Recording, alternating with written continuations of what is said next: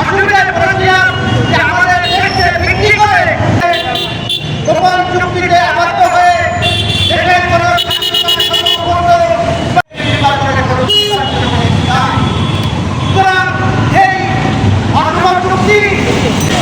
গণতান্ত্রিক যুক্ত কর্তৃক আয়োজিত আজকের এই বিক্ষোভ সমাবেশ বক্তব্য ভাই তোমার সময় সমন্বয়কারী এবং কেন্দ্রীয় নেতা ডাক্তার মুনশাদ চক্রবর্তী।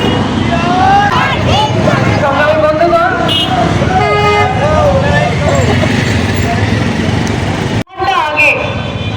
বাংলাদেশে একটি চুক্তি সম্পাদিত হয়েছে, যে চুক্তির কথা বলে স্বাধীন সার্বভৌম বাংলাদেশ প্রতিষ্ঠার জন্য